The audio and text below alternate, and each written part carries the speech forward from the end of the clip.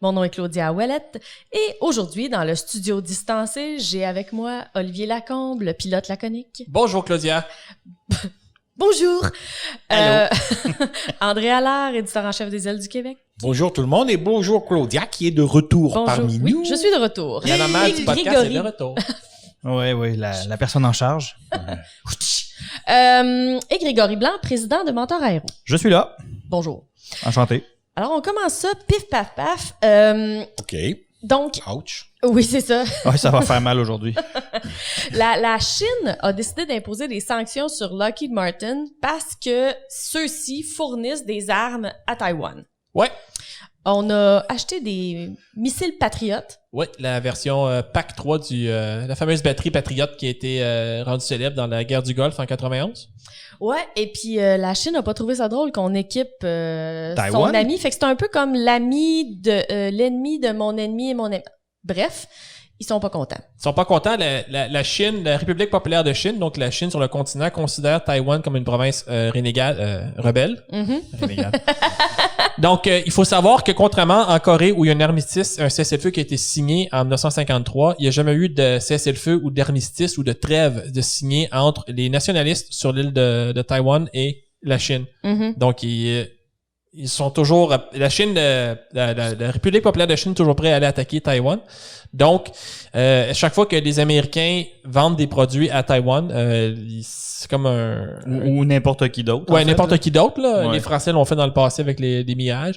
Donc, les fameuses frégates. ils aussi, s'ouvrent à des sanctions avec la Chine. Et donc là, malgré que Donald Trump, d'un côté, disent « We're friends », et puis de l'autre, les chicanes à cause de la Kung Flu, tout ça est en train de se mêler pour faire un cocktail un peu Une explosif. belle là. grosse soupe. Puis ça, c'est sous fond où la Chine, la République populaire de Chine, parce que les deux, en théorie, c'est la Chine, Mhm. où la République populaire de Chine s'affirme de plus en plus en mer de Chine et dans la région du Pacifique. Ouais. Donc, il y a des tensions avec la Chine au niveau de Taïwan, on le sait, avec le Japon. Ouais. Il y a des tensions avec le Vietnam. Les îles Spratly, il y a eu un conflit avec la Chine et le Vietnam en 1969, après que les Américains soient partis.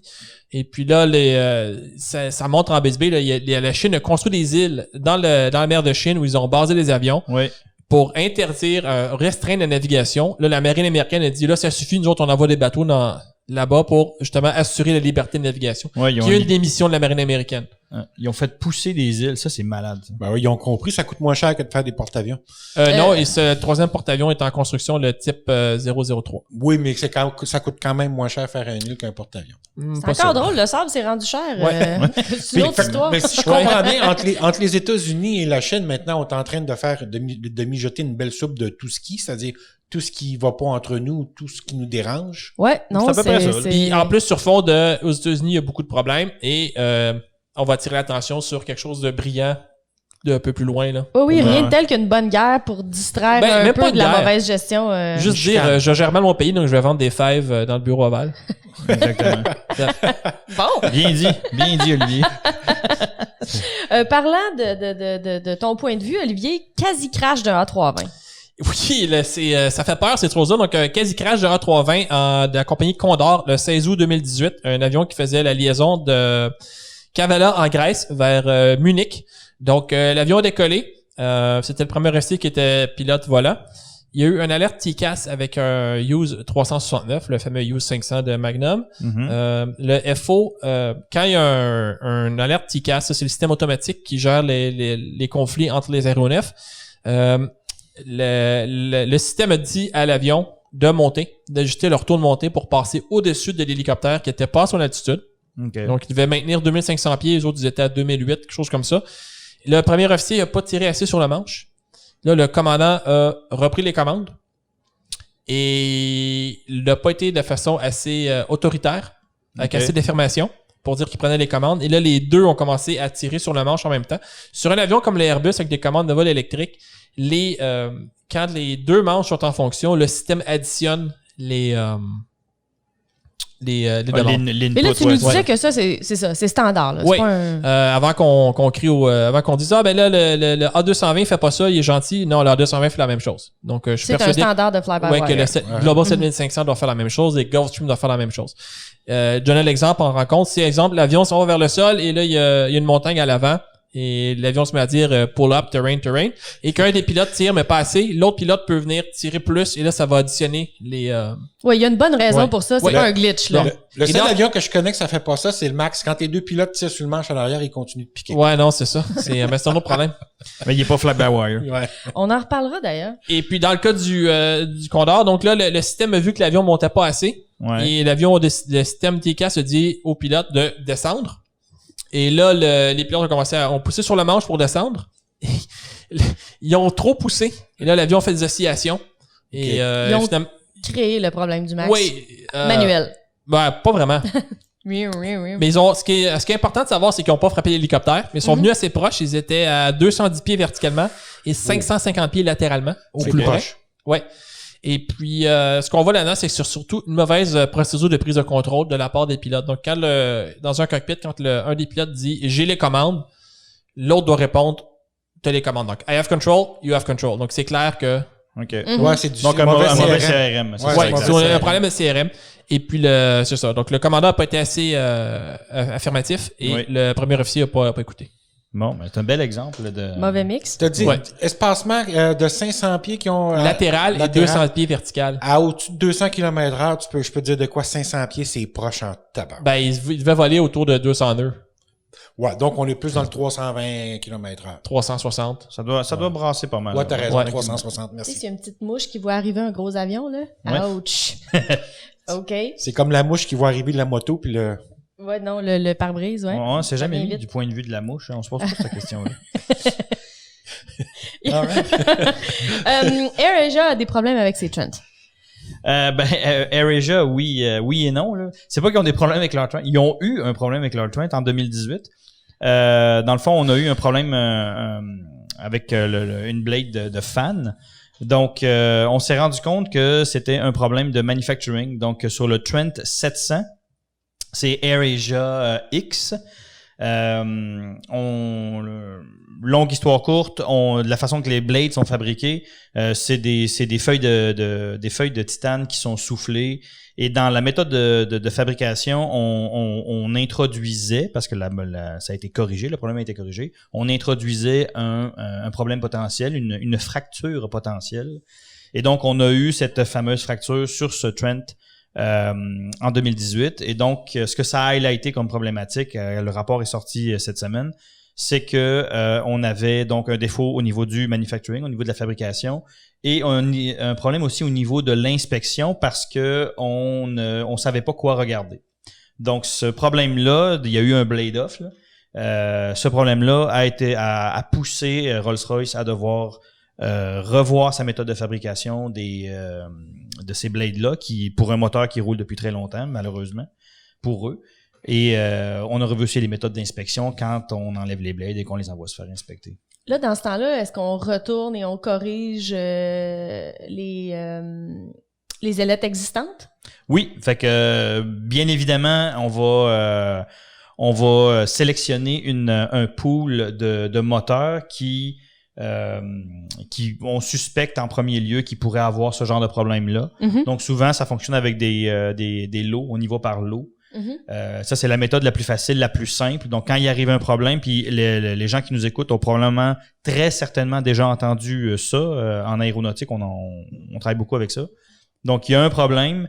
La méthode la plus rapide pour prendre action, là, c'est de regarder, OK, ben c'est quoi le lot dans lequel cette pièce-là qui a eu un problème a été fabriquée. Puis là, on commence avec cette... On s'assoit, dans le fond, on s'appuie sur la traçabilité des Exactement. des pièces pour, Donc, le principe de corriger le problème. traçabilité ici est un très bon exemple appliqué. D'accord. Alors, ça va pas très bien pour PIA. On continue à avoir des enjeux en lien avec la certification des pilotes. Donc, j'allais dire la principauté. C'est presque ça, en fait. Oman a décidé de... Le sultanat. Merci, oui. Oh, oui. Oui, bravo, c'est vrai. c'est vrai. Effectivement, c'est Question un de sultanat. l'école. Ah, c'est chiant, ça. On choisit de bannir. Ben en fait, c'est pas vrai. Sont en délibération actuellement à savoir s'ils vont bannir ou pas PIA de leur espace aérien, donc Pakistan International Airlines.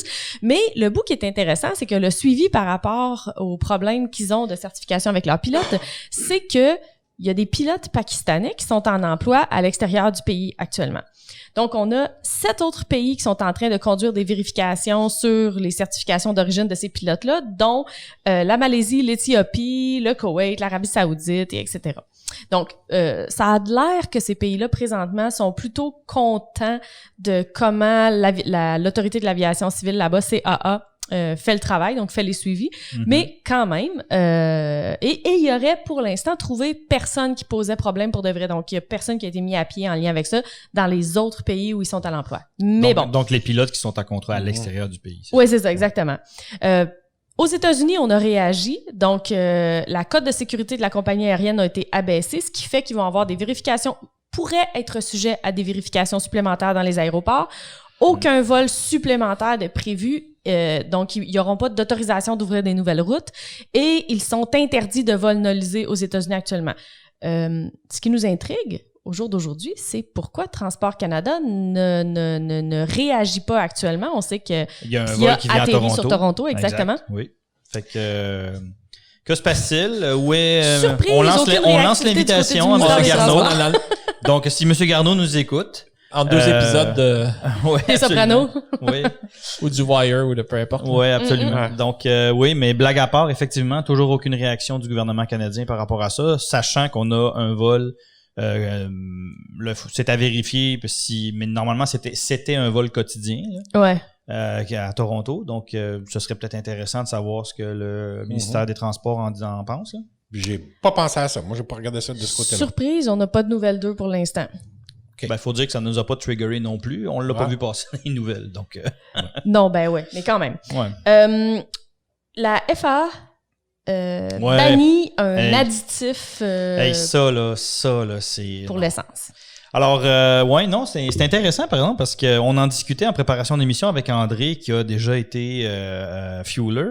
Et dans le fond, ce qui se passe, c'est que la FAA a banni un additif qu'on ajoute au carburant pour l'empêcher de pourrir.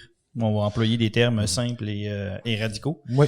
Donc, c'est le nom technique, là, c'est du Caton FP 1.5 biocide. C'est donc un additif qu'on ajoute pour empêcher au carburant de développer des bactéries et éventuellement de pourrir. Donc, ce que ça fait, ce que la FAA mentionne, c'est que ça pourrait créer des dommages importants au système de carburant.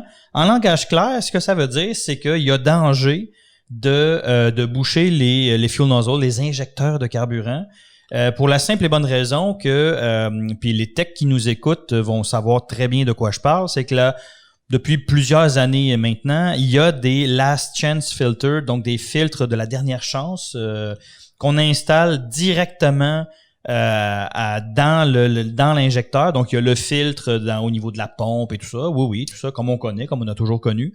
Et on a aussi également ces petits screens-là qui sont installés juste avant la sortie à l'injecteur.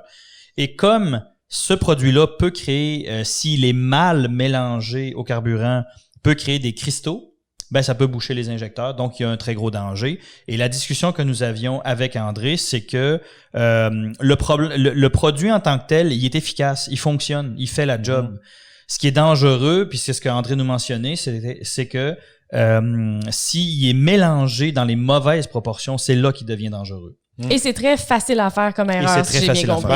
Oui, comme on en parlait. Mais là, je veux juste faire une précision. C'est parce que c'est un mélange maison. On fait ça au lieu de ravitaillement. Exactement, c'est que tu ajoutes ce produit-là. Il y a différentes façons de le mélanger. Tu peux l'ajouter au moment où tu ravitailles un camion ou un réservoir, dans le cas quand c'est un réservoir, au moment où tu remplis un réservoir, tu mets l'additif dedans. Ça, généralement, c'est là que tu as le moins de problèmes parce que c'est des gros volumes, des systèmes automatisés, ça se mélange bien, ouais.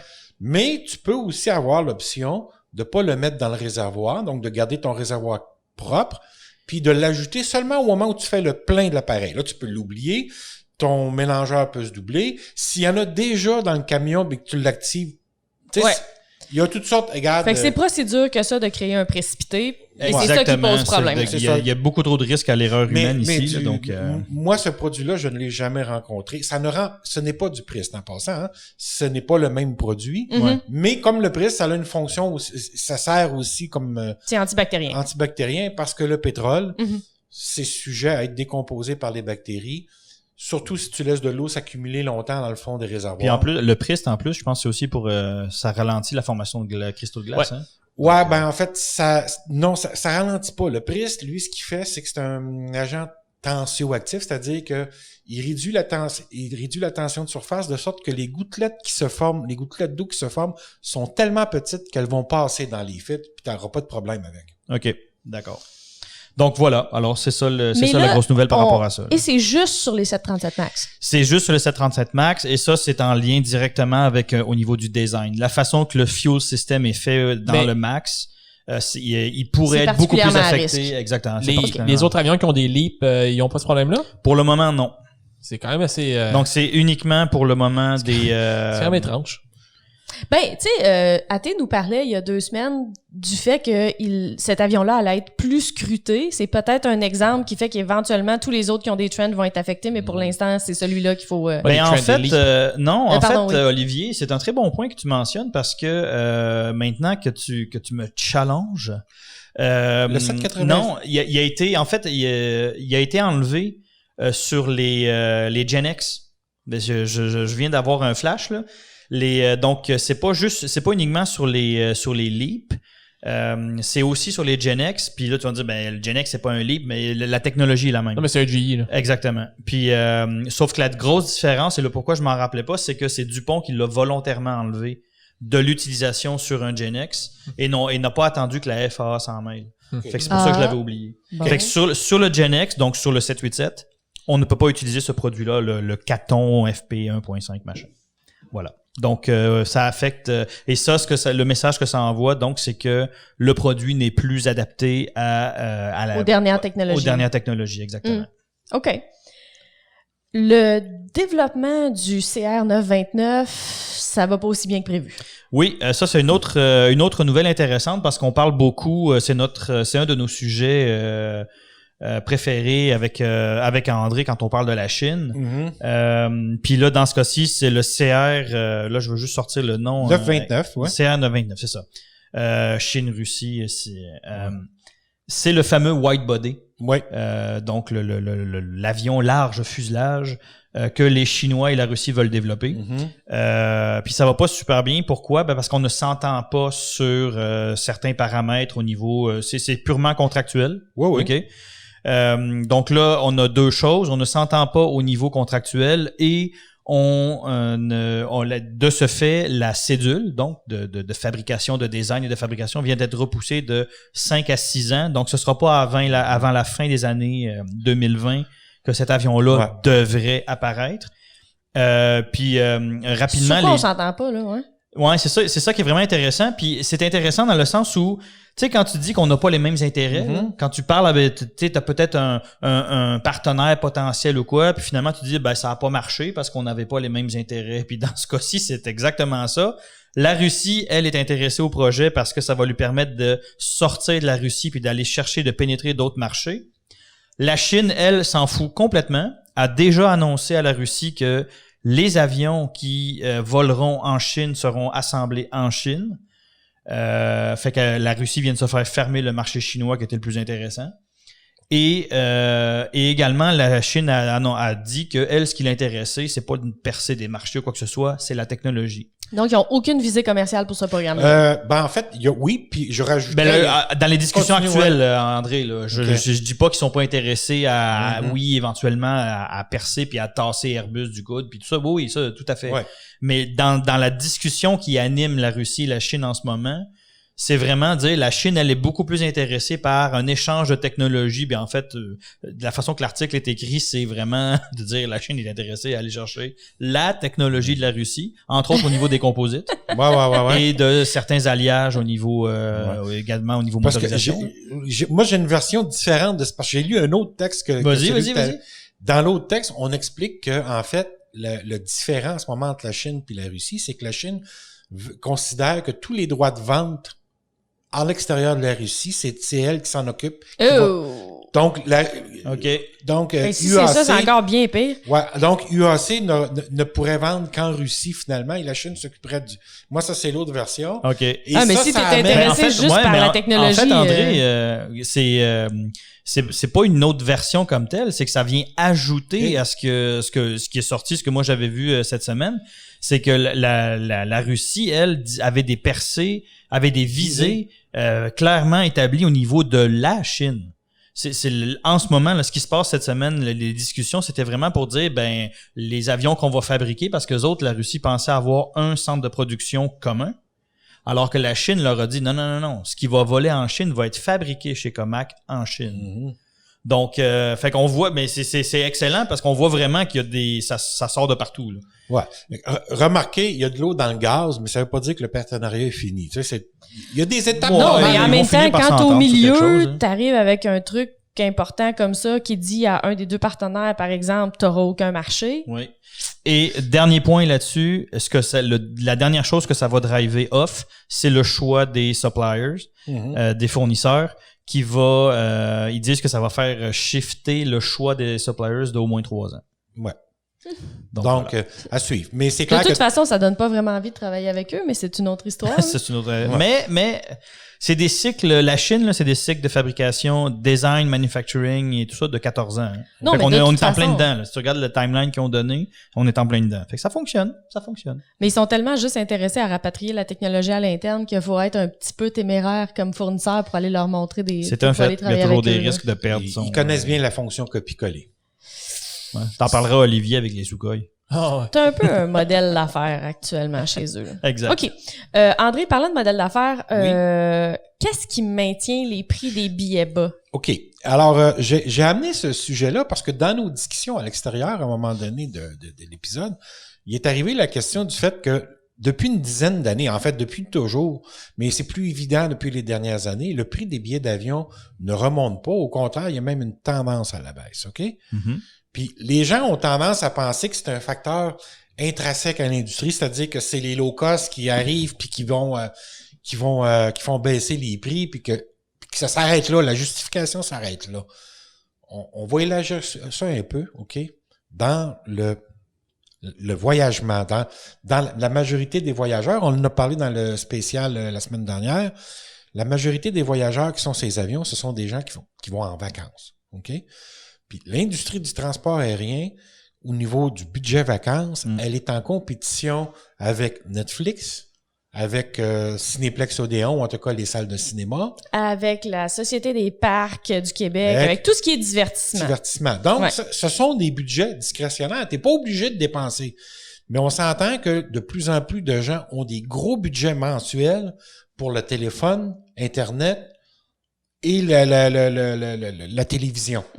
OK, c'est souvent les trois sont reliés ensemble et dans des familles qui dépensent 200$ par mois sur ces budgets-là, maintenant c'est plus rare. Donc ça c'est une compétition, le 200$ qui s'en va là, il est plus disponible pour le voyage. Donc la clientèle que tu vises, elle a d'autres choix. Si tu offres des billets trop chers, elle viendra pas. OK? D'ailleurs, petite statistique intéressante sur les transporteurs à rabais européens. Sur un espace de 20 ans, entre de 2015 et 1995, le trafic aérien en Europe a monté de 30%. OK? Le nombre de passagers. Puis curieusement, à cette époque-là, les transporteurs à rabais avaient 30% du marché.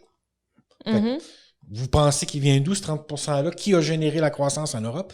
Ce sont les transporteurs à rabais. Donc, c'est pas vrai. C'est un faux débat de dire que les transporteurs à rabais font baisser les prix.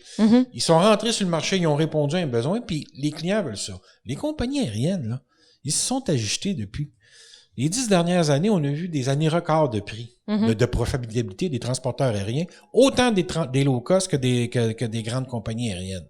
Donc, les compagnies aériennes aussi ont été capables de réduire leurs coûts puis de mieux répondre justement à cette clientèle-là qui a besoin de voyager, mais qui qui est pas millionnaire. Donc, tu sais, ou qui est pas très riche, là, tu sais. Et étrangement, cette tendance-là a l'air de tenir malgré la COVID. Malgré la COVID, ça se maintient. Donc, les prix des billets, là, moi, quand on vous annonce que, le prix des billets va remonter, des petites nouvelles. Voyons voir. OK. Il risque d'y avoir des pics, mais ça sera pas...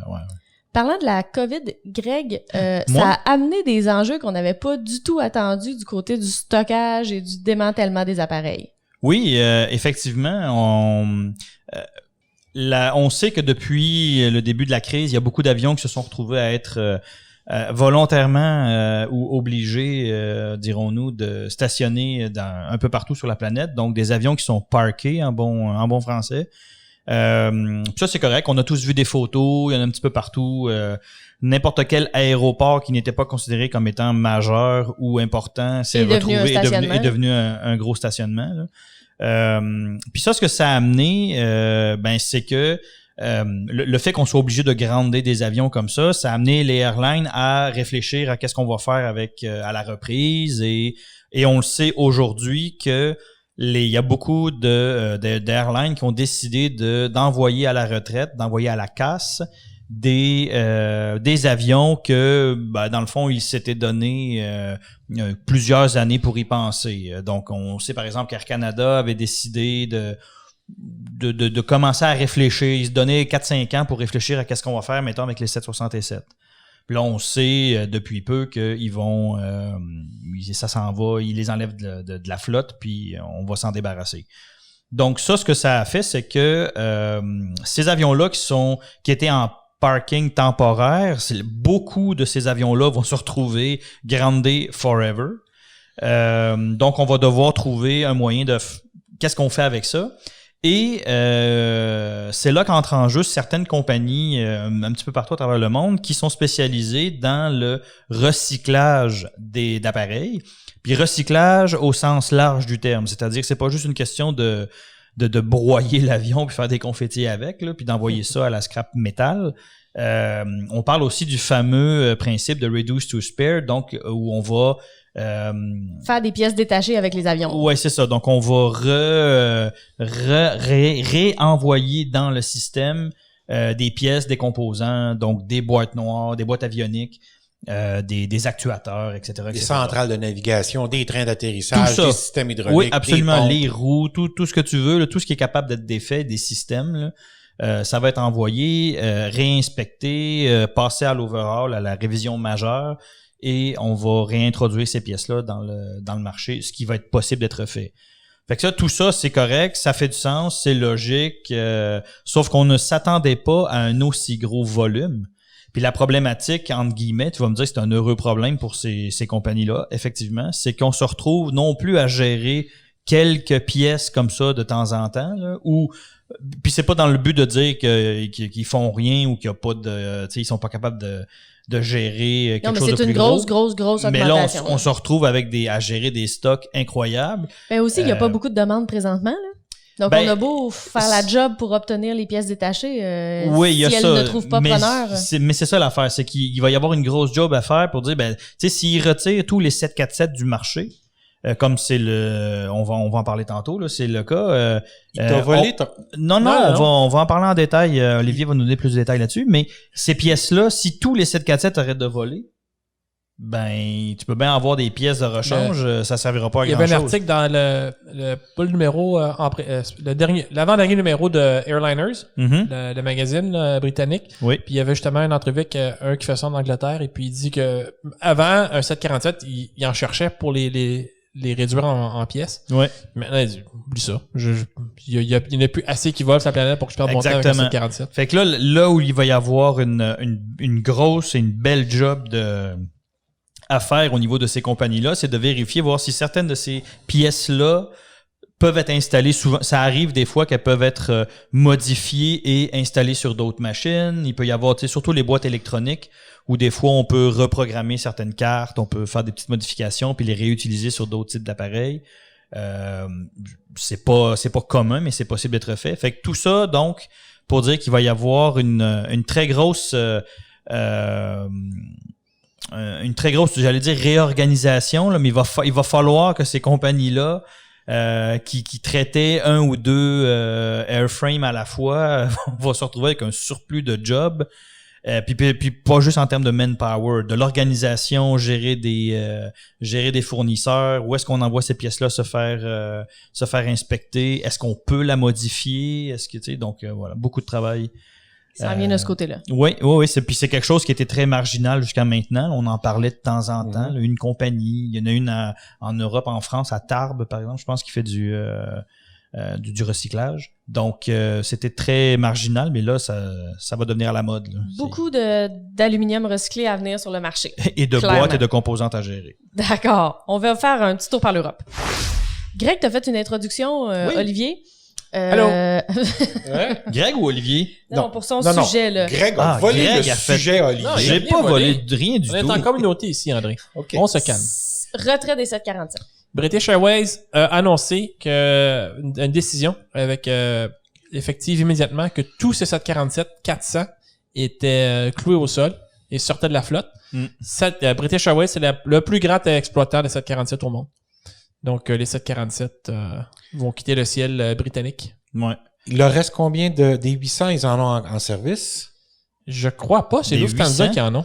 Ah, ils n'ont pas de 800 chez c'est Lufthansa? Ce qu'il y avait la nouvelle... Un C'est Dash 8. C'est Lufthansa qui avait Ouais, le... Ouais, c'est Dash Lufthansa, puis Dash. en Europe, c'est Lufthansa puis Cargolux.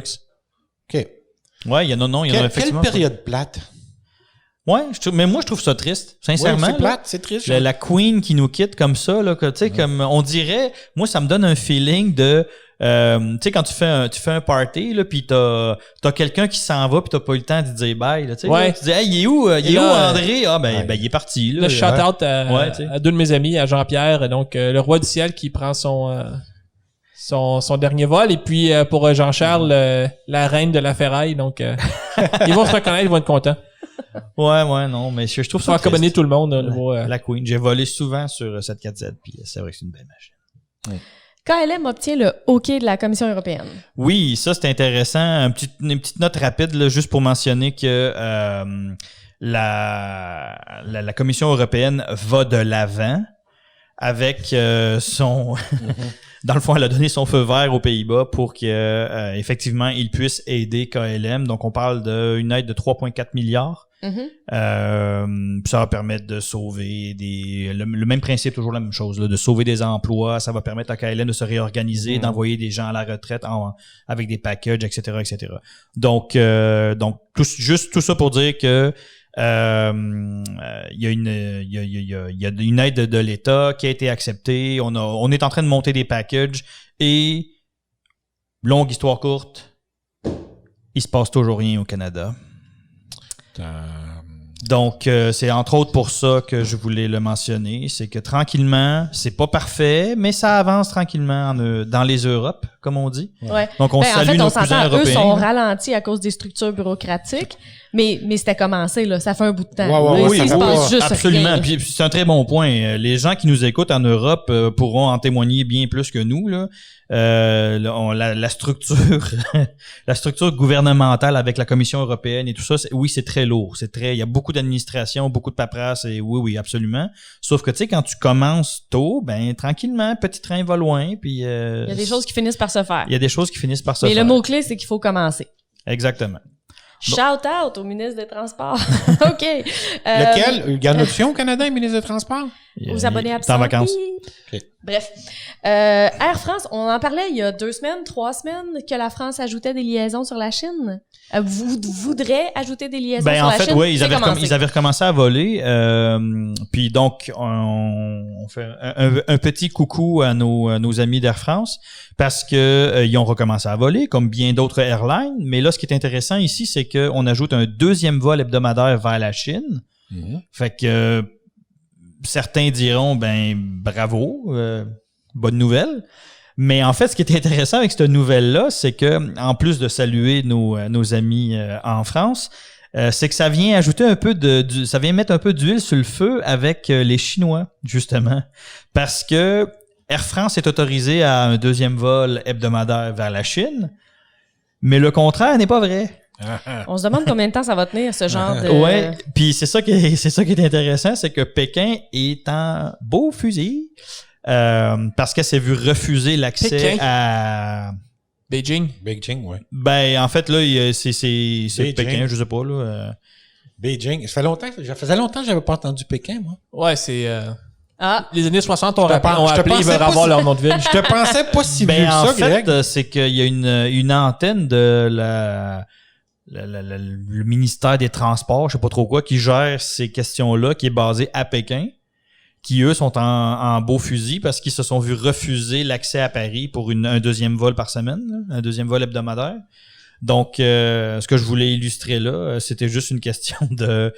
je vais aller chez vous, mais toi, venez chez nous, peut-être ok. pas. Fait que, en fait, ça fait aussi un petit lien avec ce qu'on discute depuis longtemps, et même encore aujourd'hui, on en a parlé, les tensions qui arrivent, ça pleut sur la Chine, mais de tout bord, tout côté. Ok. C'est quand c'est pas avec un, c'est l'autre qui veut plus, c'est prête-moi ton jouet, non. Sincèrement, des fois, je regarde les nouvelles par rapport à tout ce qui se passe au niveau de l'Asie en général, puis j'ai l'impression, des fois, de me voir en train d'essayer de dealer avec ma fille de 2 ans qui veut pas ramasser ses jouets à terre. Là. Mais L'atmosphère, ça ressemble exactement à ça. Mais là. ta fille, est-ce qu'elle a accès à l'arme atomique? des fois, ça donne en fait, l'impression, ma mais fille est l'arme atomique. OK. Donc, voilà. On Ta va fille faire s'appelle Akira? Ouais, c'est ça. on va faire un tour du côté de Renton pour continuer avec les bonnes nouvelles. Sarcasme, Ouais. sarcasme. Oui. OK, donc, on a des nouvelles du 777X. Oui. Qu'est-ce qui se passe? Vas-y, André, lâche-toi lousse. 777X, moi j'ai pas ta minute là, tu me prends le 777. Non, excusez-moi, j'entendais dans ma tête ça faisait 737 max. Là je me disais pourquoi qu'elle me parle du 737 max, j'ai pas ajouté 777X. Lâche ta monomanie, André. Ouais, je lâche ma monomanie. Moi, je pense mais- que son taux de sucre est trop bas. Ouais. Et là, je viens d'allumer 777. Alors, 1 7, 2 7, 3 7 avec un X. OK. Les essais en vol du 777X vont bien. On a dépassé le 250 heures d'essais en vol. On approche le 275. Mhm. Il y a 2 appareils en vol. Il y en a un troisième qui s'en vient. Il y a un quatrième avant la fin de l'année. On a complété chez Boeing, on a complété le floater test. Donc, le flottement non, c'est pas le flottement aérodynamique, c'est l'aéroélasticité, quelque chose comme ça. Facilement. Facilement. Exact. Oh, ça le fait. OK, ouais, facilement. Mais moi, j'ai plutôt élasticité Oui, il aérodynamique. y avait eu un grand débat dans le fanal d'aviation là-dessus, puis ils sentaient... Facilement. ils avaient passé vers plein de choses, puis comme des bons français, on se revenait au terme anglais. Ah, OK. Ça a été complété. Essai de stabilité à vitesse normale et à basse vitesse aussi. Ouais. Et stabilité et contrôle latéral et tout ça, c'est réglé. On commence les tests pour les systèmes de validation de certains systèmes comme la toggle switch, le go around. FMS, là, on fait ces essais-là. Et là, on tombe dans les essais de validation aussi, là, de fiabilité des systèmes et tout ça. Donc, ça progresse. À ce stade-ci, la seule chose qui pourrait retarder encore l'entrée en service du 777X, ce sont les clients. OK? Ben, en fait, Ouais. moi, ce que j'allais dire, c'est les essais en vol de l'avion dont personne ne veut vont très bien. Donc, personne n'a de besoin. C'est ça le problème. Ouais, c'est vrai. Mais écoute, moi, j'ai essayé cet avion-là j'ai essayé le simulateur de Lufthansa l'année passée chez CAE. C'est l'avion le plus docile que j'ai touché de ma vie. Il va où tu veux, quand tu veux. Je sais que tu vas passer dans ce coin-là de temps en temps. Il y en a un simulateur de 777X. Si t'as la chance, essaye ça, Olivier. Faudrait que je demande à un de mes contacts. Ouais, mais puis probablement S'il nous qu'il écoute. il Olivier était, veut. il était pour Ah, il est être au courant. OK. il était pour être livré vers la fin de cette année. Fait que d'après moi, il est pas mal au point. Fait que parce que moi, celui que j'ai essayé, il était pas tout à fait au point encore, mais essaye ça. On va voir si... des nouvelles. le problème, c'est que en temps normal, c'est déjà compliqué, mais là, avec la pandémie... Non, ça, c'est sûr. Mais c'est, mon commentaire personnel, c'est qu'au niveau des commandes de vol, parce que c'est du fly-by-wire, c'est réussi. Quand tu prends le joystick, tu sens que c'est un avion qui est pesant. Ouais. OK? C'est pas un Cessna 150, c'est pas mou les commandes de vol. Tu le sens, la réaction de l'avion, c'est une réaction, elle réagit comme un c'est gros donc un avion en avion. réaction. Ouais. Mais Mais dans tous les sens du terme, Ouais, Olivier, ouais, c'est ça ouais, l'affaire. c'est un avion en réaction qui a de bonnes réactions. Merci. And it's a Hey, Olivier, question rapide tu parlais, André, de la Switch Toga. C'est-tu aussi avec ça, dans ces tests-là, c'est-tu avec ça qui teste l'auto-throttle? Ben, sur l'exemple, sur ce que je connais, là, Ouais. pour pas le nommer, notre A220, il y a deux boutons sur la manette des gaz. Il y a la switch Toga Ouais. et il y a la switch d'automanette. OK, c'est ça. Donc, exemple sur le 220, ben ces avions-là sont tous La philosophie, est la même chose. Sur une approche normale, exemple, l'avion va toucher la piste. Oui. Ça prend 2 secondes. Si, en dedans de 2 secondes, vous appuyez sur Toga quand l'avion est au sol, l'avion, les manettes des puissances se reviennent en avant, l'avion redécolle tout seul, puis merci, bonsoir. OK. Aux connexions du pilote. L'autopilote reste couplé. OK. Voilà. Il y a des petites différences là, dans la traduction, là, mais la philosophie reste la même pour ces avions-là. OK. Cool. Alors là, imaginez-vous donc, messieurs, Puis, qu'on commence à... Oui. Juste pour dire, dans les notes, vous allez avoir l'adresse ou le site où j'ai trouvé toutes les informations sur les vols d'essai du 777X. Oui. Ça sera présent. Oui. C'est bon. Donc, on commence dans le milieu académique à utiliser la situation du 737 MAX pour réfléchir aux questions du système économique néolibéral. Donc, est-ce que ça fonctionne la déréglementation? Est-ce que ça fonctionne l'autoréglementation? Ce qu'on se rend compte, dans le fond, c'est que c'est équivalent, alors qu'on pensait que c'était pas la même chose. Donc, on se disait, ben non, j'ai pas enlevé de la réglementation, j'ai juste demandé aux producteurs de s'en occuper eux-mêmes. Visiblement, on se rend compte que c'est la même chose que si on avait retiré des règlements, et ça ne fonctionne pas. Donc, on pensait que les gens se disciplineraient pour s'assurer de gérer leurs risques, dans le fond, puis de pas détruire un marché.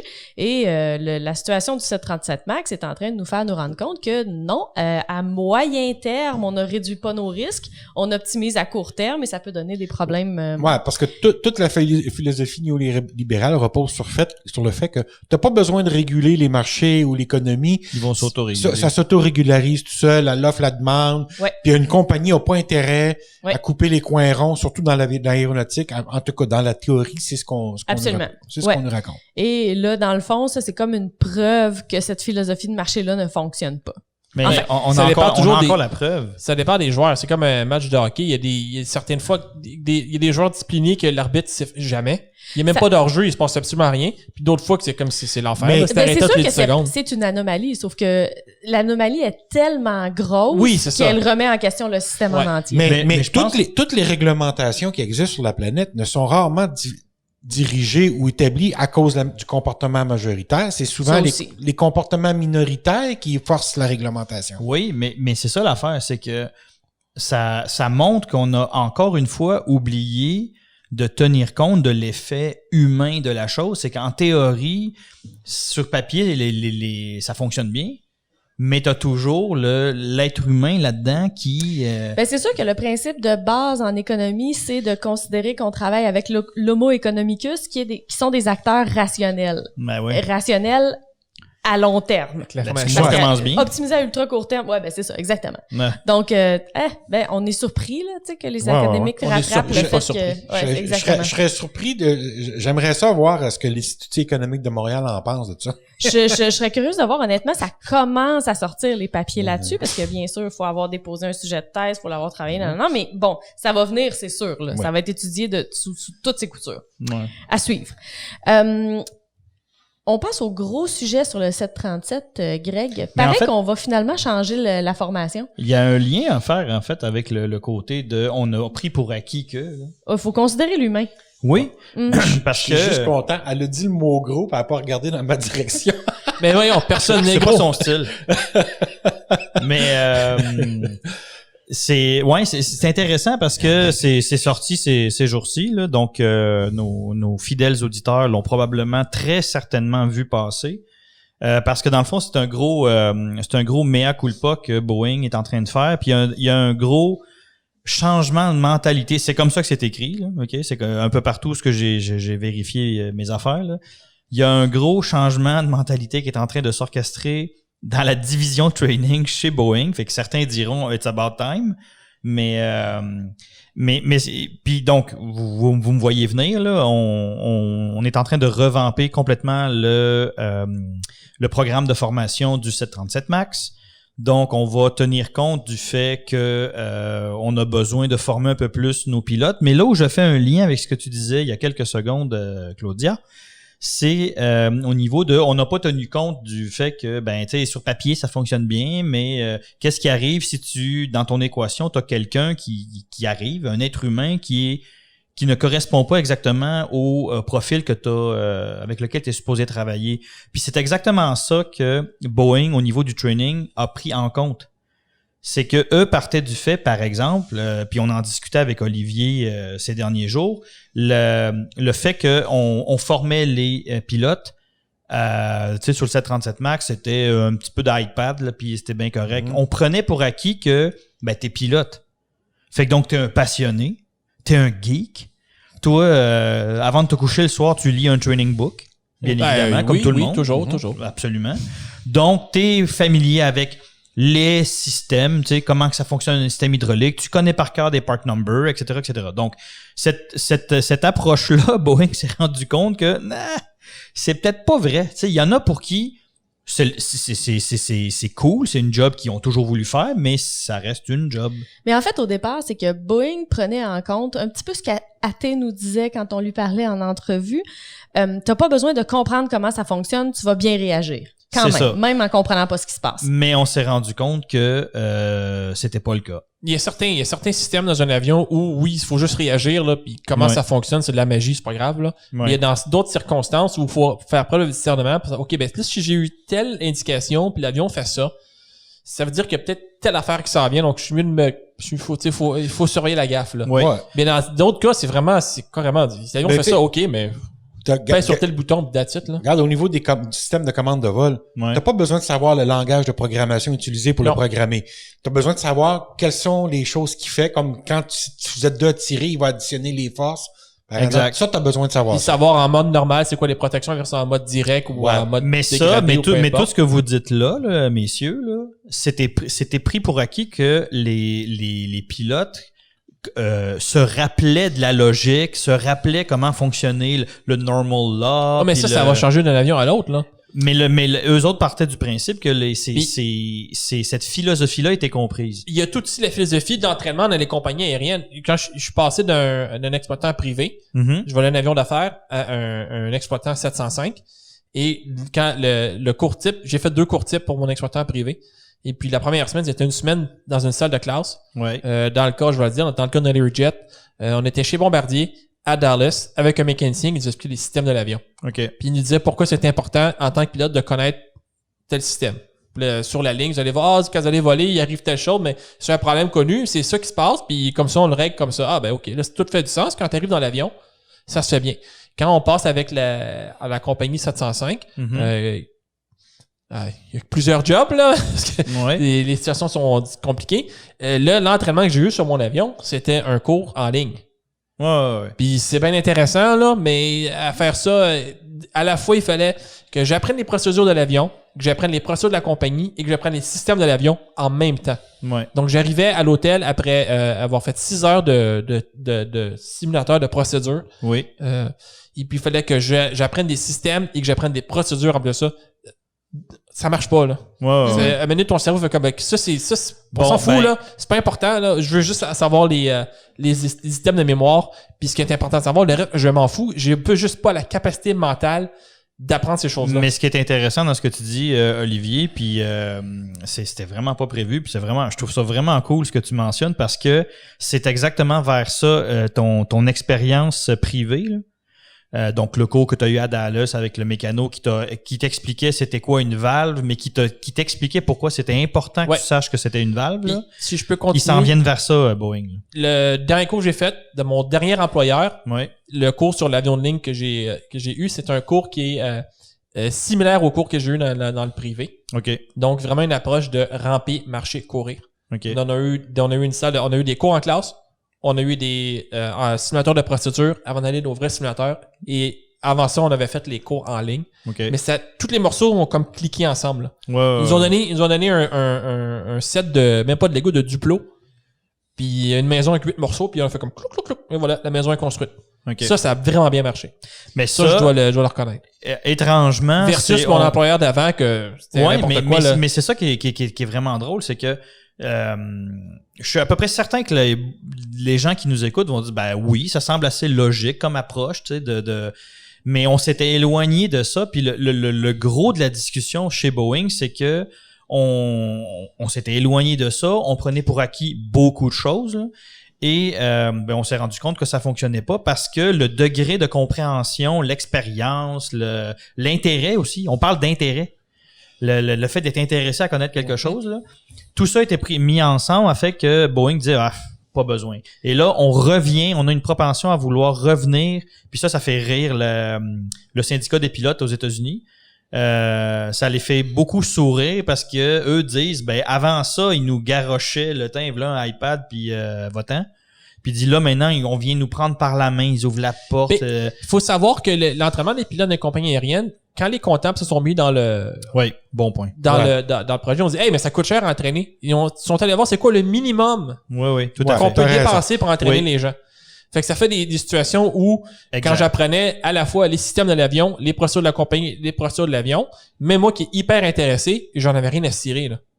Parce que j'avais la misère à nager, j'avais juste le bout du nez qui sortait de l'eau, là, fallait couper ça, court. c'est un très bon point. Et là, ils se sont rendus compte que, en coupant à ce niveau-là, ça coûtait une fortune parce que le nombre d'échecs qu'ils avaient pour des cours de base sur des avions qui sont pas compliqués, mais en fait, il y a aucun avion qui est vraiment compliqué. Donc, pour des cours de base, ça prenait des séances de simulateurs de plus. Donc, ça étire tout ça. Fait que là, mais c'est fini, ça coûte aussi cher. Exact. Versus faire un cours qui est plus long. Ça, c'est un classique. T'as pas le temps de le faire comme il faut la première fois. Quand est-ce que t'as le temps de recommencer? Oui, c'est ça. Donc là, ils se rendent compte qu'avec un cours plus long, où on prend plus notre temps, il y a à peu près pas d'échecs. Ouais. Donc, absolument. ça coûte moins cher au final. Puis les pilotes sont mieux entraînés. Puis il y a personne qui est découragé d'aller prendre un avion. Hey, ça va être le fun. Puis ça met de l'avant aussi une chose qui est très importante. T'as entièrement raison, Olivier, c'est que on tape beaucoup sur Boeing depuis plusieurs mois avec André, entre autres. Et moi qui suis pas très loin derrière. Mais c'est vrai qu'il faut pas non plus enlever la responsabilité quand même assez importante des airlines qui ont aussi contribué au fait de couper. Il était très content de se faire dire pas besoin de grosse formation. Exactement. Donc il faut pas non plus à ce niveau-là, au niveau du training. Il y a un juste milieu. Exact. Il faut pas aller non plus sur un cours de 2 mois pour un avion, mais ni aller juste à 2 semaines. Là.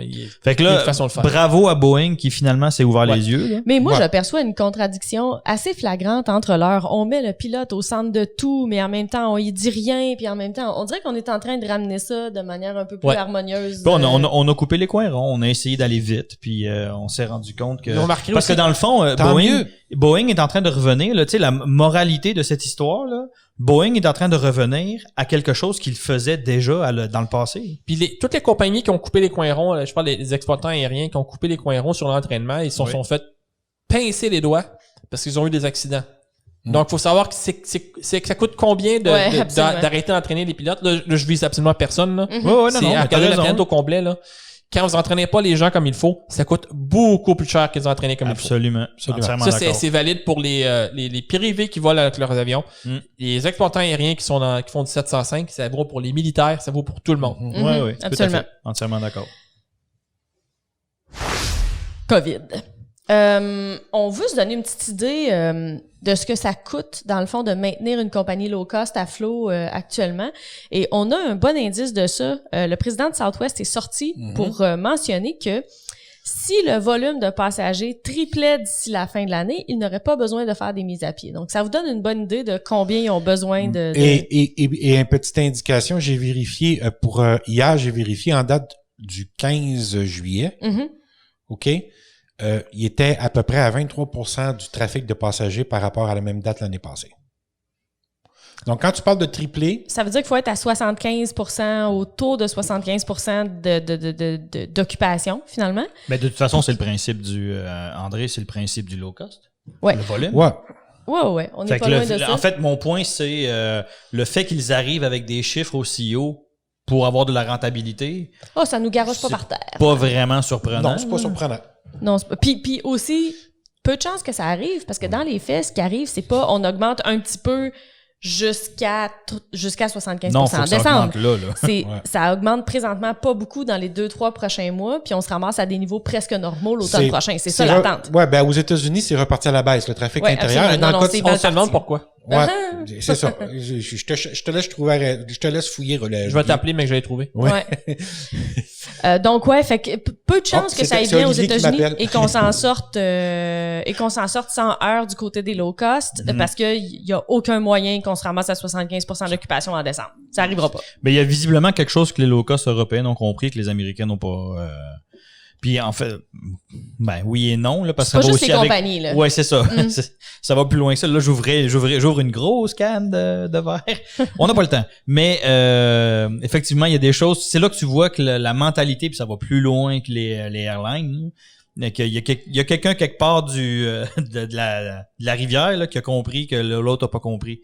On a confiné, ils ont compris, puis eux autres sont partis. On continue. Nécessairement, cette industrie-là va se consolider à travers cette crise-là et on commence à avoir des indices de ça.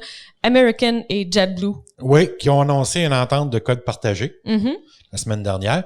Donc, concrètement, ce que ça veut dire, une entente de code partagé, ça veut dire que sur certaines liaisons, les passagers ou les clients de JetBlue vont pouvoir s'installer, faire leur réservation, avoir 2-3 vols, dont un qui est effectué par American Airlines. Mais tu es sur le site de JetBlue, tu fais ta réservation, tu as un billet qui est émis. Ouais.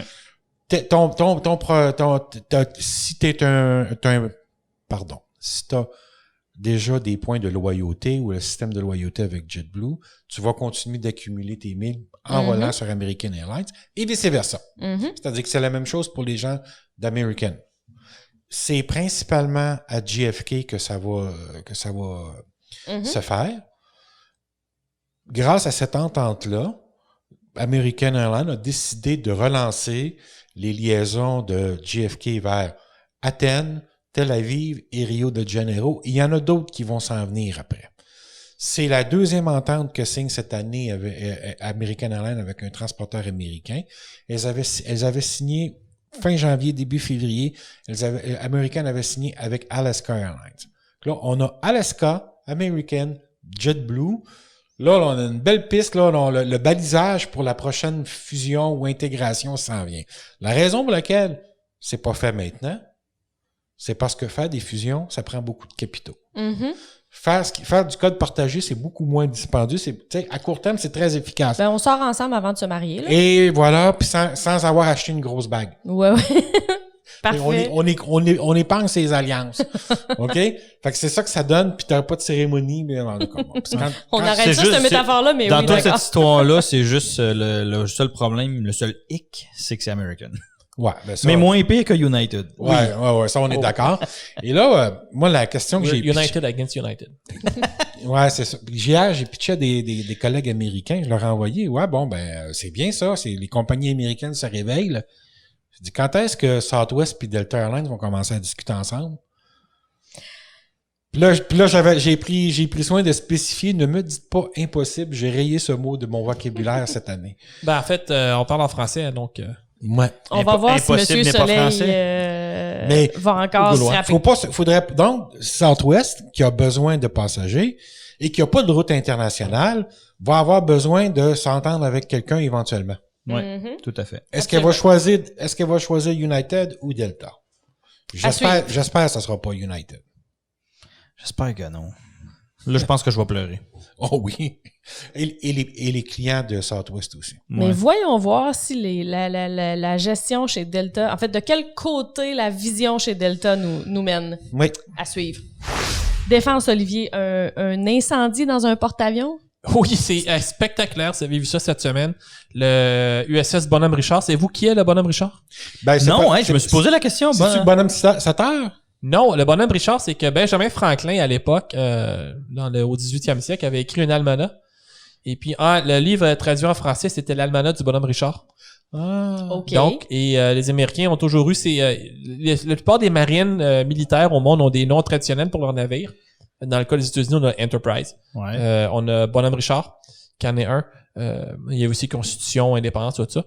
Donc, le USS Bonhomme Richard, qui est un LHD de la classe WASP. Donc, c'est le LHD-6. Il a été lancé en 1997. C'est le 6e bateau, 41 000 tonnes, 844 pieds, 27 pieds de tirant d'eau, 30 aéronefs, 1800 Marines. Donner vite un topo, c'est à peu près les dimensions d'un porte-avions de la classe Essex ou Midway de la Deuxième Guerre mondiale. OK. Puis ça porte juste des hélicoptères, t'imagines? Oui, et non. Hey, oh! Oh, qu'est-ce que j'ai dit là? Ben, t'as oublié nos amis les Harrier et les gentils F-35 B. et les V-22, oui. Et le V-22. Non, là, dans tout ça, le seul que j'ai oublié et qui fait saigner mon cœur, c'est le V-22. Donc, pour les Claudien, beaucoup les liens avec le cinéma. Donc, j'en ai un. Donc, vous avez vu le film Act of Valor. Oui. Au début, quand ils s'en vont en Amérique du Sud, ils préparent leur mission, ils sont sur le USS Bonhomme-Richard. Donc, le bateau était attaché au quai à San Diego, à la base navale de Coronado. Période d'entretien régulière. L'incendie s'est déclaré le 12 juillet, a brûlé pendant 4 jours. 21 personnes sont allées à l'hôpital, il n'y a pas eu de mort. Il va y avoir les notes, on va mettre des articles avec des vidéos qui ont été pris. Le feu passé au travers du pont en vol. Et à un certain moment, il y avait 2 ponts qui séparaient le feu de 1 million de gallons de fuel oil, d'huile moteur. Parce que pas d'huile moteur. De jet fuel pour les avions ou non, c'était le mazout pour les mazout pour le mazout, merci, c'est mazout pour le navire. Donc pourquoi il y a un feu sur sur le bateau? Ils savent déjà? Ben en fait, c'est le moment le plus dangereux pour un navire, c'est lorsqu'il est attaché au quai et qu'il y a des travaux d'entretien dessus. Ouais. Donc quand les gens ils la soudure, donc ils font de la soudure, ils font des travaux, il peut y avoir à la fois des retailles, des sciures de bois parce qu'ils travaillent, ils font certaines portes, des trucs comme ça, des câbles électriques qui ont pas leur isolant, de la peinture, des solvants et de la soudure en même temps. Donc les accidents sont très très faciles. Vous savez, il y a eu le porte-avions de la marine russe, le Kuznetsov, qui a eu un incendie l'an dernier. Oui. Il y a eu un LHD chinois qui a eu un incendie. On en a parlé dans un épisode du printemps. Oui. Donc la plupart des bateaux. Il y a aussi le France ou le Normandie qui avait brûlé attaché au quai pendant la guerre. On va mettre ça dans les notes. Bonne question, ouais. Donc, pendant la guerre, il avait brûlé. Donc, pendant 4 jours, c'est vraiment spectaculaire. Et puis, ce bateau-là, ils vont probablement le détruire. Connaissant les Américains, ils vont s'en servir de target. Mais là, non, même pas. Je pense qu'ils vont, ils vont l'amener, ils vont le défaire. Mettons qu'on a besoin d'en refaire un autre, là. On attend combien de temps? Ben, il y a un programme de construction pour des nouveaux LHD.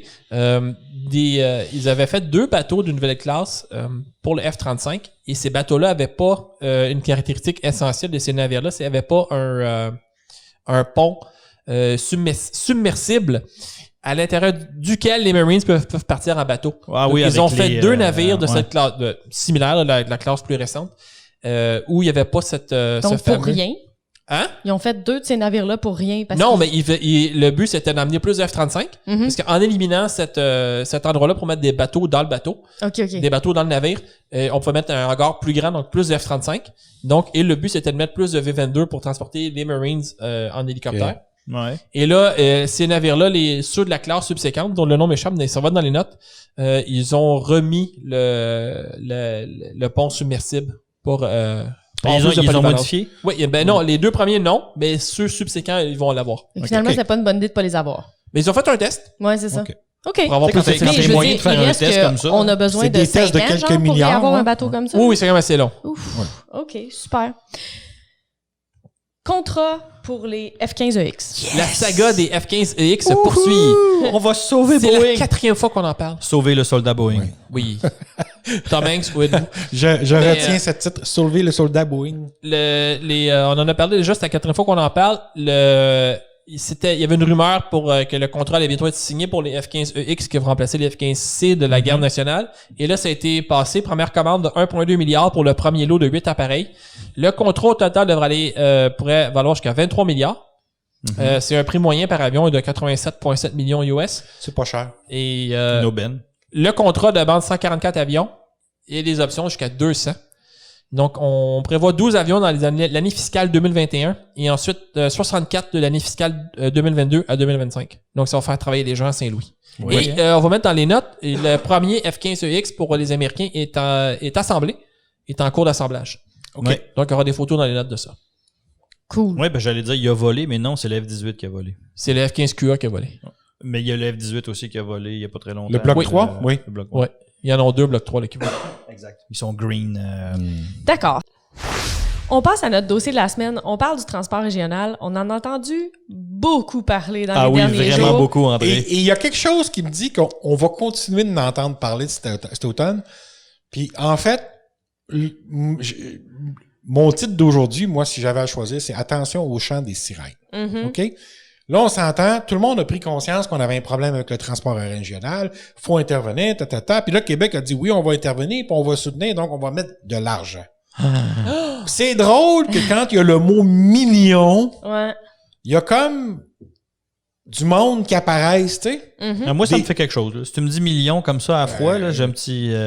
Tous les Ostrogoths du Québec qui étaient pas au courant de qu'on avait un problème avec le transport régional viennent de se manifester. Okay. C'est des gens qui sont dans l'Est, ça. Ouais. Et là, on a la situation qu'on voit ailleurs dans le monde où des personnes du milieu des affaires se mettent à avoir envie de se partir une compagnie aérienne. Ben, il y a le directeur général de l'aéroport de Mont-Tremblant qui relance son projet. Lui, il y a 2 ans, il avait approché d'ailleurs Marco Prudhomme là-dessus, puis finalement, ça a pas duré l'association entre les deux. Il avait approché Marco Prudhomme. Lui, il voulait que Québec lui donne les Q400 d'Hydro-Québec. Ouais, okay. Sur la base de quoi? Donner, là. Pourquoi Air Canada? Pourquoi, non, mais jusque-là, tout va bien. Pour faire du transport régional. Il aurait continué de maintenir le service d'Hydro-Québec, mais il aurait fait du transport aérien régional à rabais. C'est sûr que quand t'as pas besoin de payer tes actifs, c'est plus facile. Avec 2 avions. Exactement, avec 2 avions, merci. Ça commence mal. Là, il revient avec un nouveau projet. Il est allé chercher, il y a des gens de l'affaire du Saguenay qui sont là-dedans maintenant, qui est encore de lancer un projet de transporteur aérien régional. Il a besoin de 90 millions. Okay. 60 millions pour la compagnie, puis 30 millions pour les aéroports. J'imagine qu'ils veulent mettre des approches catégorie 1 ou 2, ou t'as quoi, des approches de précision, là, il n'y en a pas, parce que quand tu fais ce genre de service-là, t'as besoin d'approches de précision, il n'y en a pas partout. Ben, c'est quasiment tout du LPV. OK. Ah ouais, ils sont au LPV. T'as raison, mais avec une OAS, maintenant, tu pourrais... Ben, c'est ça, au LPV. OK. C'est quasiment aussi bon qu'un ILS, là. OK. Là, bon, ben, pratique, ce problème-là a été réglé. OK, ce problème-là a été réglé. Et voilà. Il devrait nous appeler Problemo Solve. 90 millions, là, écoute, un vieux singe sénile serait capable de lancer une compagnie aérienne avec ce prix-là, avec ce tarif, avec ce montant-là. Ah oui? Et il y a d'autres compagnies aussi qui sont pas encore dans le transport aérien de passagers, qui font du 703, du 704, qui lèvent la main. On a Air Liaison à Québec, entre autres, là, qui a levé la main, là, aussi. Puis il y a un paquet de projets. Il y en a au moins 7, 8 maintenant, là, qui sont sur la table. Ah oui? Ils sont pas 7 tous, ou 8? Ouais, ils sont pas tous sérieux, on s'entend. C'est pas tous des projets intéressants. Il y a de l'argent, donc tout le monde se manifeste.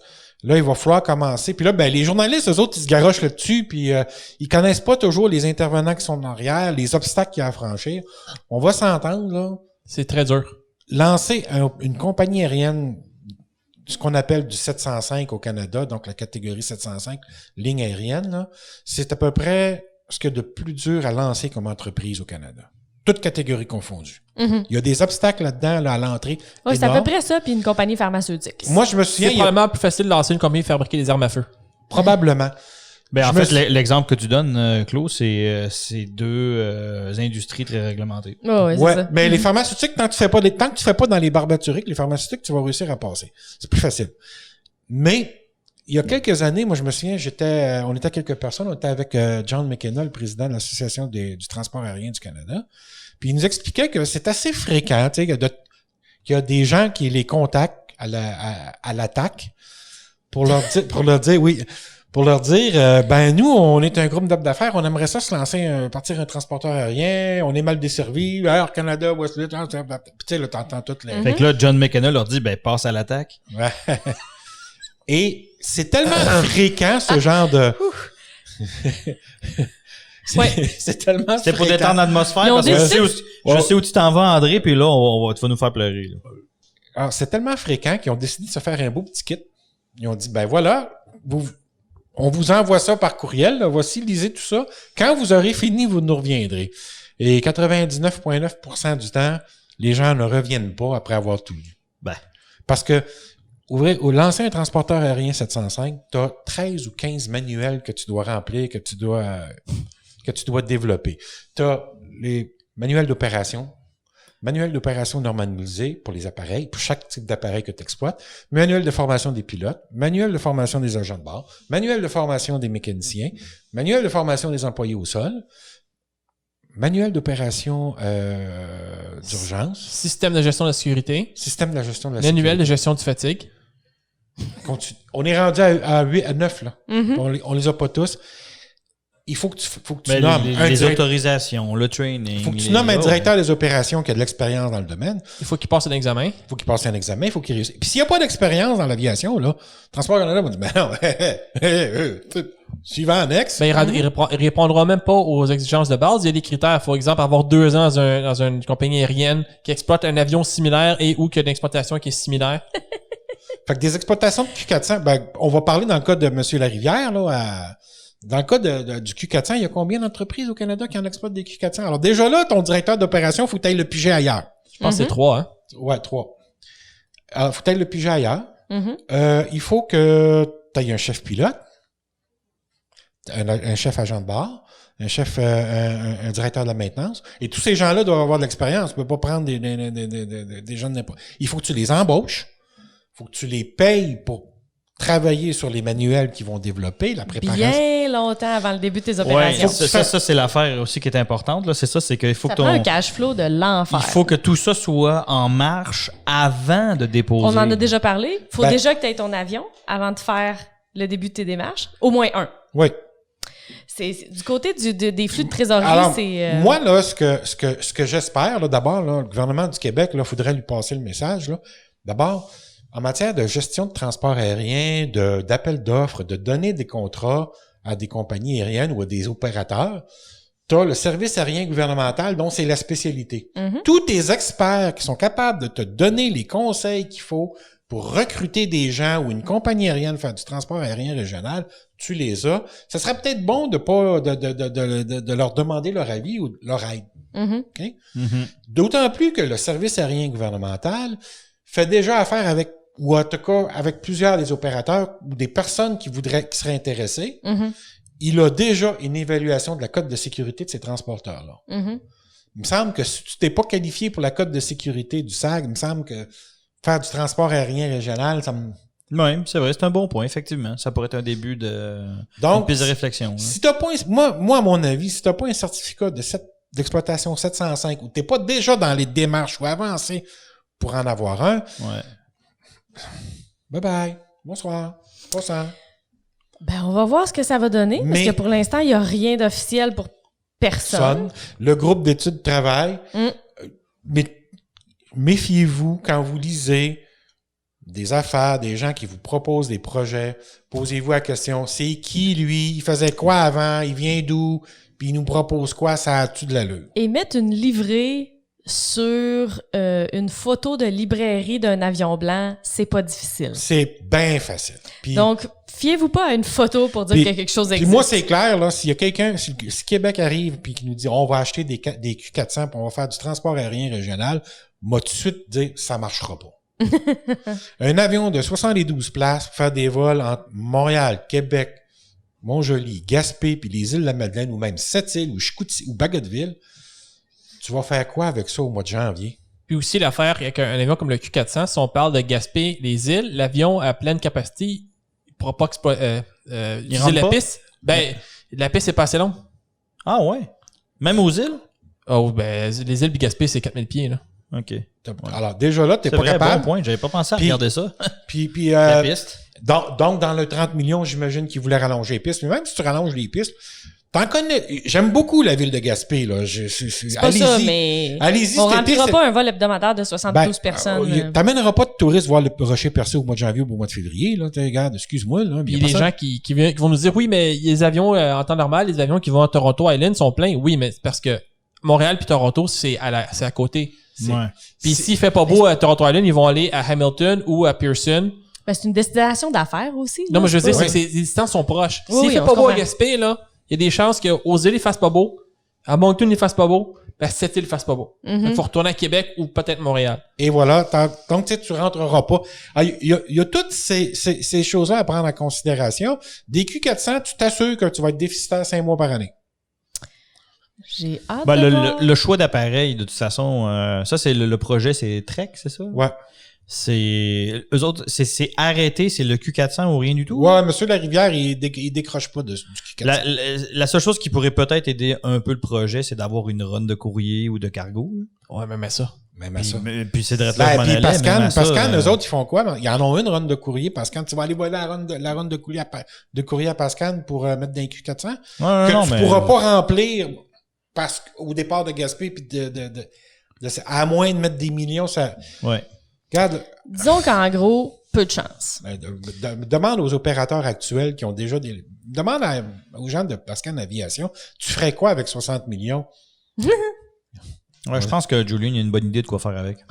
On dit pas de pas soutenir les exploitants locaux. On dit juste qu'il y a des gens qui sont déjà établis dans l'industrie. Il y a Pascal qui est à Saint-Hubert ici. Il y a d'autres compagnies qui sont 705 au Québec qui sont capables de faire ce genre de travail-là. Faudrait aller voir ces gens-là. D'abord. Ouais. Oui, Bon. d'abord. Réinventer la roue, c'est Avant pas de nécessairement une bonne façon une nouvelle de... compagnie. Ouais. Il y a aussi Provincial Airlines qui va présenter quelque chose, qui va vouloir faire partie de la solution. C'est sûr. Provincial PALS, c'est une bonne entreprise, là, c'est sérieux. Le plus gros défaut, c'est que c'est pas une entreprise québécoise. Si on veut encourager le local, Si on veut encourager la on carte. a Pascal, Québec et Inuit. Et voilà.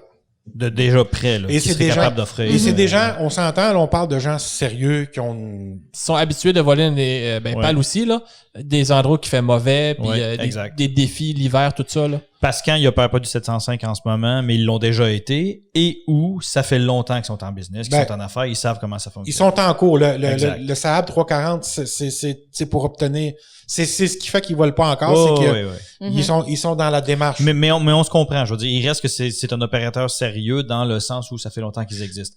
Même chose pour Québec, même chose pour Inuit, fait que exactement. Les gens qui ont fait des fling-flang avec Pascal sont partis. Aussi. Donc C'est un opérateur. Les gens qui sont là sont sérieux. Tu sais, c'est pas. oh, ouais, tout à fait. Julian puis Annie là, puis ils mettent beaucoup de cœur là-dedans, puis ils sont pas là pour s'enrichir. D'accord. Bien À dit. suivre sur ce dossier épineux-là, j'ai hâte de voir ce que ça va donner. Ben, je mais pense qu'on va en parler que ça beaucoup risque les de prochaines bouger. semaines. Ah, Ouais, c'est moi, ça, je ça pense risque de que- bouger un peu rapidement parce Ben- que le problème est criant là. Moi, il y a des gens là qui ont levé la main là. J'ai vu des choses là. C'est parce que les petits gars, vous vous en allez dans un projet qui va être médiatisé, connu. Vous allez avoir les journalistes qui vont vous suivre à la trace. Je vous Le souhaite. Canadien à côté, c'est rien. Ouais, je vous souhaite bonne chance. Oui, effectivement. Moi, je me retirerais. Il y en a là que j'ai lu là, retire-toi. OK. Ben, sur ces bonnes paroles, André vous conseille de vous retirer. Donc, Ouais. si vous êtes Soleil à en l'écoute, position. ces gens-là, on sait pas c'est qui. Monsieur Permalink vous dit de vous retirer. On vous conseille de vous retirer. Épisode 24, 28 minutes 30 secondes, vous allez savoir. C'est bon. Est-ce que c'est une vraie référence? C'est une vraie référence. Épisode 24, 28 minutes 30 secondes. On aborde ce sujet-là. On en a parlé cet hiver. D'accord. On va C'est aller noté, voir on va ça. vous mettre ça dans les notes. All right. Hey, c'est Parfait. bon, là. Merci beaucoup, André. Merci tout le monde d'avoir été à l'écoute. C'était Claudia Ouellette. André Allard? Olivier Lacombe. Grégory Blanc. Merci de nous avoir écoutés aujourd'hui. Au revoir. C'est tout pour l'épisode de cette semaine. Merci d'avoir écouté Aéropod. Abonnez-vous à notre podcast sur la chaîne YouTube ou encore pour la version audio sur iTunes, Google Podcast, Spotify ou votre plateforme préférée. N'oubliez pas de demander les notifications pour être averti dès que le nouveau contenu est disponible. Visitez nos sites web mentoraero.com et lesailesduquebec.com pour toute info supplémentaire et n'hésitez pas à nous envoyer vos commentaires ou questions à l'adresse aéropod, AEROPOD, @mentoraero.com ou encore sur la page Facebook de l'Aéropod. Over.